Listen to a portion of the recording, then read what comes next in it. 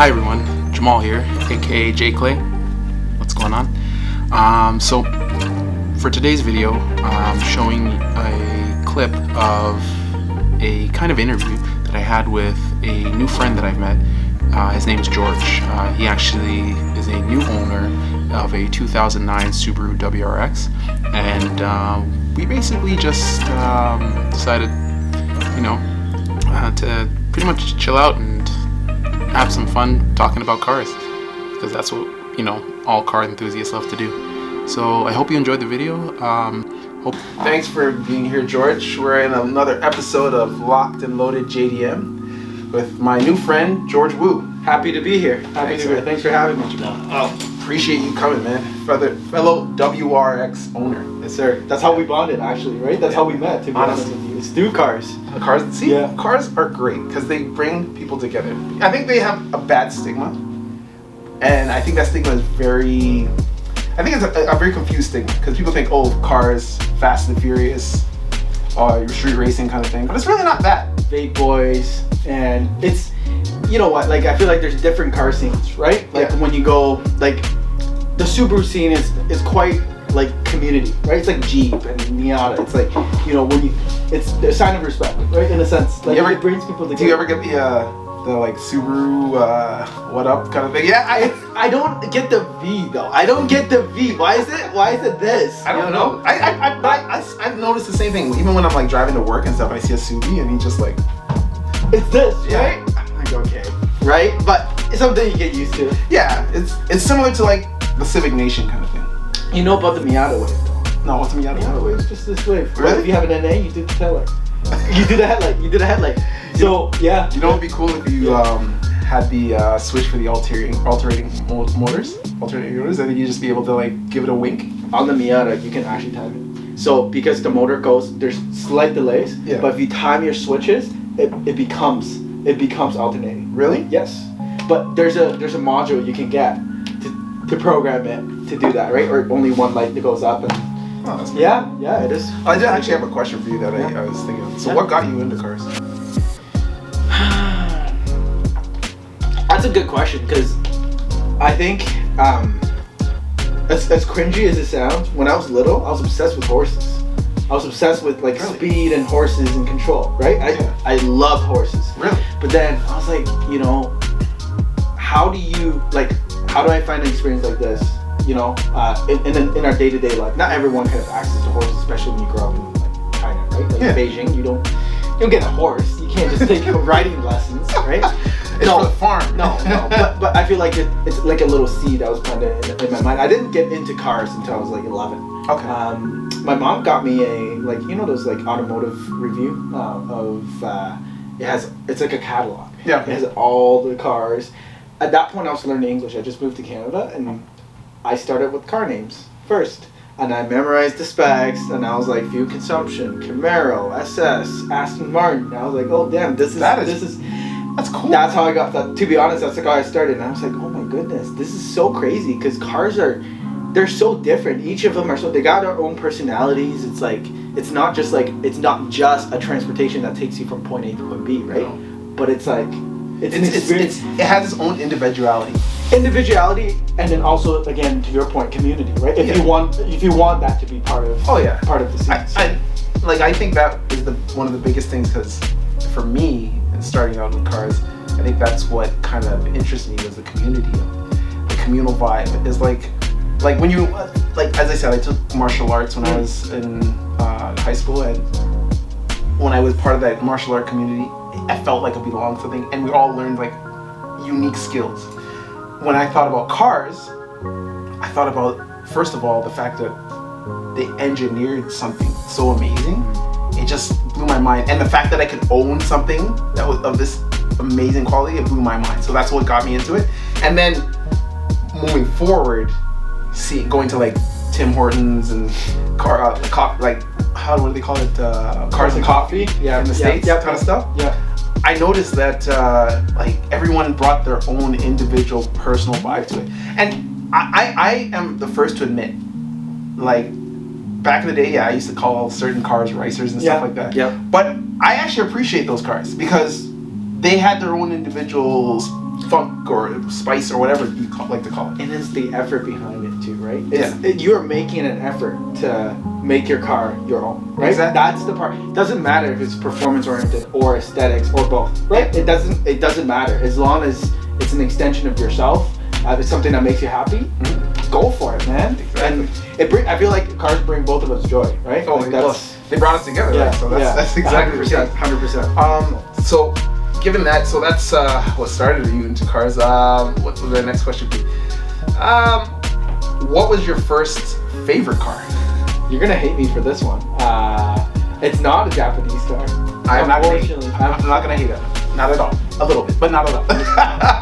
My neighbor had a 1966 Mustang. But you can't hate against that. That's I know. close to Eleanor. I know. And It's you 2 know what? years away from the Shelby. That is my favorite Mustang, by the way. It is. Okay. I know the Eleanor. I appreciate it. I absolutely the fastback. I love that. Yeah. But the 66 fastback, that's the one, man. That's the OG. Like that's a nice car. I'll be honest with you. Yeah. My first favorite car wasn't Japanese. okay. What was it? My first favorite car was because for me, Yeah. I started getting into automotives with monster trucks when I was a kid. Oh, cool. I was always playing with monster trucks. Yeah. And then I moved from monster trucks to my first favorite car, which was the Dodge Viper. Okay. I always wanted a Dodge Viper as a kid. Yeah. And then I realized how much they cost. At the time, when back in the 90s, so I was just like, okay, I'll move towards something else. And then, yes, I lost touch with cars a bit. I'd say between the ages of, 8 to 14, because you're getting closer. I was getting closer to the age of getting my license. So then I kind of got back into cars and started noticing Civics and Supras. That's when the car scene really kind of started. Well, yeah, because Fast and Furious came out. That was our big, I guess you could say, cinematic push for car cinematography. Mm-hmm. And yeah, I started liking the Eclipse because of that. I didn't even know about the Evos back then. I didn't. The funny thing is, you see the Eclipse, and you're like, oh, that is Mitsubishi.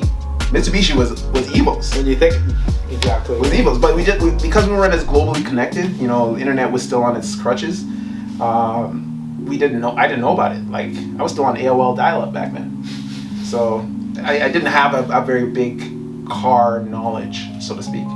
And then after the Dodge Viper, I wanted a Prelude.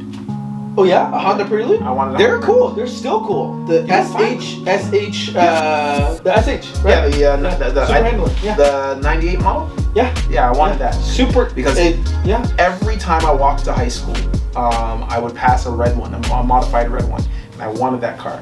And then I realized how much they cost, and I was working at No Frills, minimum wage $6.85, and I knew that's not gonna happen. So I started looking at the older ones, the 1990, 88 ones. The one before that, the more boxy. The boxy one, with the retractable lights. Yep.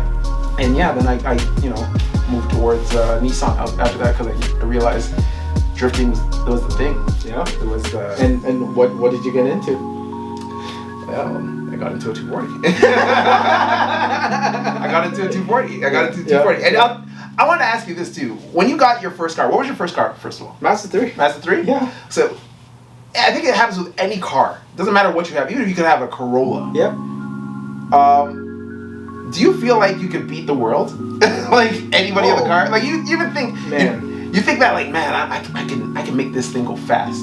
Not even just modifying it, just driving it, because you're like so new to driving and everything. So I was so young too, right? So I literally when I was 13, I was like, I'm gonna get a car as soon as possible. Like the moment I get my G2, I'm gonna get my car. Yeah. That's the rule, and I did that. So I did work and saved up. It was a $2,800 Mazda 3, right? Mine was 18, so hey man, you afford what you can afford. Here's the thing, still 2.3. It was manual. And leather seats and sunroof. Oh, you got a sunroof? Yeah, man. Yeah, it had fog lights and everything. Look at you. I'm going base model, no AC, dying in the summer heat. Yeah. So only thing I'm happy is not having leather. It would have burnt my back. The AC went out though halfway through. So I did struggle, right? So anyways, yeah, man. But like to your point, it's like I was so young, and so I didn't know how to drive stick at all. Okay. At all. I practiced on automatic, and And then, I just bought the car. I had a 30-minute lesson from one of my mom's friends, and we basically went to the parking lot. And the next day, I took the car out to go to school. Right, grade 12. First day of grade 12. I went to the Mazda and picked up my friend. Stalled probably 25 times. We were stuck on this one little hill that I just could not do. I was revving the car, dumping the clutch, still stalling. I'm like, oh my god, what did I get myself into? I was so stressed. I was like, I made such a horrible decision. Why did I get a manual car? It was so bad. So hold on, just to understand, you said you didn't know how to drive, so you just went and picked up the car? So yeah. Not even knowing how to drive? So I didn't pick it. My mom's friend picked it up. Okay. And I was like, yo, can you give me a quick lesson though? Okay. He's like, yeah, and then I did it, learned the So you got the same thing like me, 30-minute lesson, and then go ahead and do it. And then the next day I went, but then I forgot already. The next day, I could do it, but then the next day I forgot, right? Yeah. So, but no, obviously I caught used to it. Like after 2-3 days, I was okay. Yeah. I was fine. Trust me, I completely understand. When I had my car, I got off the highway. It's not even like I was getting onto the highway or anything like that. Yeah. I got off the highway and stalled. In the middle of like Mavis and Eglinton. Oh. And I was like, and you just panic and you're just like, I gotta press the clutch. And the funny thing is, I didn't even realize you didn't even have to press the clutch for my ar. What? Oh yeah, Nissan's. Most Japanese cars, older Japanese cars. You could start it without? You could start it without depressing the clutch. I did not know that. I don't think yours. Even the Miata needs The Miata, a clutch. it needs a clutch? Mm-hmm. Are you sure? You tried it? Try it. Good question. Maybe I'll try it in the spring. Try it. But Try it. Okay. Because I'm pretty sure. What year is your car? 1990. Try it. Yeah. Because I've seen RX-7s do it. Yeah. I've seen. Oh, then it uses the same mechanism. Okay. It's exactly same as the RX-7. How come RX-7? I love FCs, man. You do? Okay, I like FCs. I think they're awesome, man. You know what They look beautiful. I like RX-7s. Yeah. And I like FCs. Yeah. But I like the outside more than I like the inside. That's what it is. The outside is beautiful. The outside. It really is, right? But when I got inside an FC, I was like, you can really date the car, like in terms of like knowing where it's from. It's really outdated, right? Yeah. But that's why I like the FDs more, because I feel like the FDs, as like you mentioned earlier with the S2000. Yep. About how they basically were built ahead of their time, kind of thing. Yeah. I think the FD was the same thing. Dude, FD, yeah. And especially with that body kit, right? Like all the options that you can get, it literally looks like a brand new supercar. Exactly. So, well, that veil side body kit, I don't know. I'm neither here nor there with it. Like it can grow on you sometimes. Okay. And yo, Han just made it look cool. Han, bro, Han, man. Come on, man. Han just made it look cool because he's sitting there waiting for the guy after school, and you're like, and I guarantee you, when you saw it, you didn't know what I didn't know what it was. I didn't know what it was. I thought it was a comic dig or something. I thought it was that or like some sort of new age Corvette. Yeah. I was just like, what's going on with this? What is this? So like I like RX-7s though. I like FCs because there's just something about the rotary engine that just the way it backfires and the way it sounds. It's so different, right? It's so edgy in a way. Just as much like. Would you build an FC for a track car? I feel like I would use. Okay, if I build an RX-7 track car, you're gonna hate me for this because of how unreliable the rotary engine can be. From what I heard, an LS RX-8 is the best thing you can get. But then you would just say, oh, just get a C5 Corvette. It almost even just looks like an RX-7, right? Like, but it's lighter and it's more balanced. It's more advanced chassis. It's a beautiful chassis. It's balanced. My question is, okay, and you might know what the answer is because it's something that you obviously looked into. Sure. What made people try to keep putting these Corvette engines into these RX-7s? Because it's not something that's normal, right? Like it's somebody has to have come up with a concept or. So, I think don't quote me on this, but I think GM is one of the first companies that massively produced crate engines, and they're quite affordable for how much power you can get. So the LS, you can pump 800 horsepower to it without an issue. It's so robust. It's so old school. It's a push rod V8, right? Mm-hmm. So it comes out of the box. It's 400. So, and it's affordable. It's the size. It's pretty perfect. It's a big engine though. But it's not tall. It's a small, like it's wide.